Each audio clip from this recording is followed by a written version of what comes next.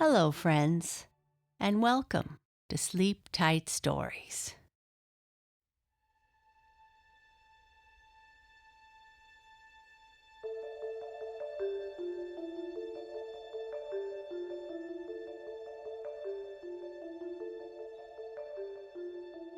Today, we are going to share the final chapter of Cat City, written by Patty Larson, based here on Prince Edward Island. If you have enjoyed the story, please consider purchasing the book via her website at pattylarson.com or follow the link in our show notes. If you would like to listen to Cat City from the beginning, you can find all the episodes in order at our website or via our playlist on Spotify. Links to both are in our show notes. Remember last chapter, Susan went before the council and had to choose if she wanted to stay in Cat City or return home. She chose to go home. But what does that mean for her? And what does that mean for Tucker?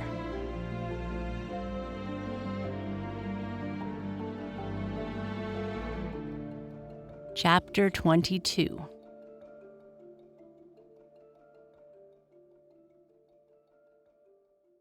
Susan knew as soon as she woke up, she was back in her own bed.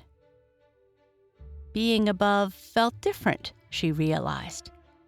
For one, the air was wrong. The noises and, oddly, she felt empty. My magic, she thought. I can't feel it here. For some reason, that made Susan very sad. She opened her eyes in the dark of her bedroom and saw light under her door. For the first time, she worried about what to tell her parents. She was gone for days. They must have been terrified. Susan struggled through one idea after another and came up blank.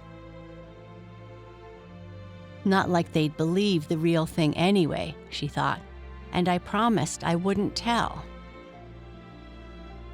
Her fingertips strayed out next to her, out of habit, and met only cool comforter. She jerked her hand back when she realized what she was doing and fought not to cry. I can cry in Cat City, she told herself. Cats don't count. But no way was she letting her parents catch her sobbing like a baby, even though that was exactly what she wanted to do. Either that, or try to find the city again and beg Tucker to come home with her. Susan choked on a sob. The very idea she would never see her best friend again, she couldn't take it. Just couldn't, not after everything she went through. Despite her best intentions, she started to cry. Footstep stopped outside, and her door creaked. And then, Dad was there. Susan sat up, and he hugged her as she sobbed and sobbed into his soft brown sweater.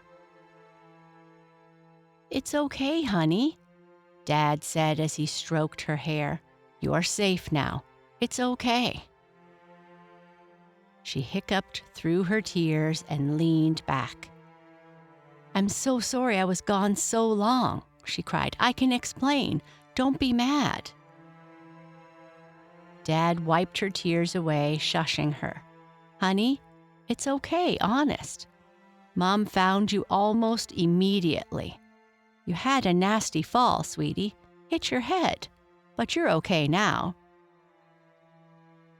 Susan stared at him, tears forgotten. "What? Dad, I was gone for days." He laughed a little, and she could see how worried he had been. "That was quite the fall, Susan," he said, "but it was just this morning. Were you dreaming?" Was she? She took a long moment to rack her brain.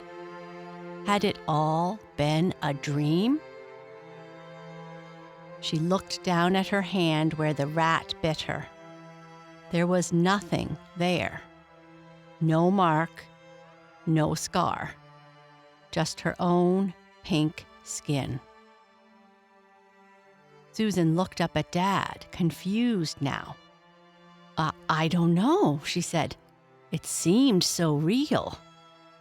She was so sure. But when she touched the back of her head, the huge lump there hurt. "You'll have to tell me all about it," Dad said. "In the morning." And Mom was there, hugging her. "When you're rested."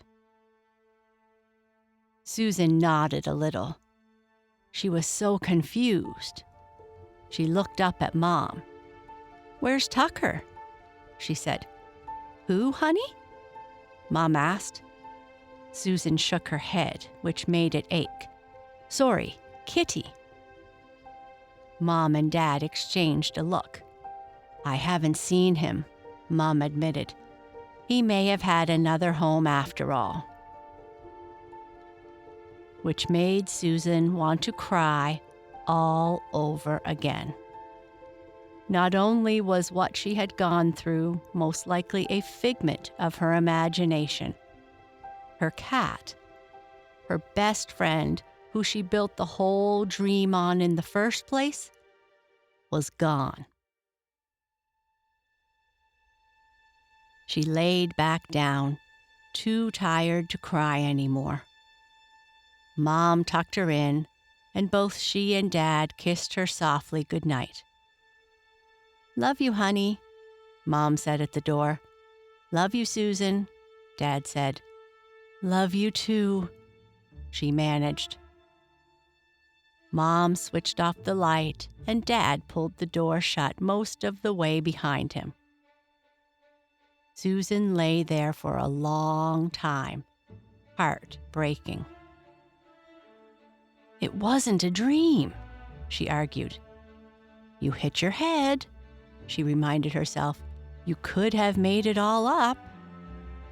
"That's not what happened," she shouted back. "You were there. I was there. Cat City." "Right," she answered. "In a magic city under your house, filled with talking cats. Mm-hmm. Maybe you should have Mom and Dad lock you away for a while." "Oh, shut up," she told herself, suddenly miserable. Susan finally closed her eyes and tried to sleep. Maybe things would be clearer in the morning. She struggled with it, though. Sleep didn't want to come. Finally, she sighed and gave up, and heard her door creak ever so slightly. Susan froze, images of rats making her panic. She lay there, tense, telling herself it was just the old house, the noises, until she felt something heavy land on the end of her bed and start to make its way up the comforter toward her. She barely managed to hold back a scream when the thing brushed against her hand. "Fur? Rats!" Susan was a heartbeat from leaping out of her bed when the thing planted itself on her chest, shoved its face in hers, and started to purr. She cried as she wrapped her arms around Tucker. Kitty, she reminded herself, though she knew she would never think of him as Kitty again, and buried her face in his soft fur. "You came back," she whispered.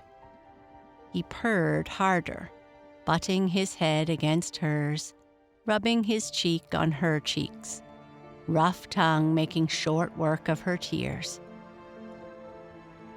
"Oh, Tucker," she said, or Kitty, whoever you are, thank you for coming back." Susan looked up into brilliant green eyes. "Did I dream at all?" she asked. "Are you just an ordinary cat?" The butterscotch tabby began thoroughly cleaning his right front paw, giving it all his attention and ignoring her completely. Susan shook her head. "I don't care," she told him. "If I dreamed Cat City up, I don't care. I'm just so happy you're back." He stopped grooming and began to purr so loudly she thought he would shake himself apart. "I love you too, Tucker," Susan said. Tucker stared at her for a long moment with those brilliant green eyes. Then he winked. And Susan knew.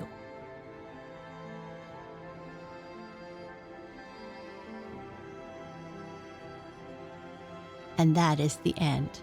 I hope you enjoyed it. Good night. Sleep tight.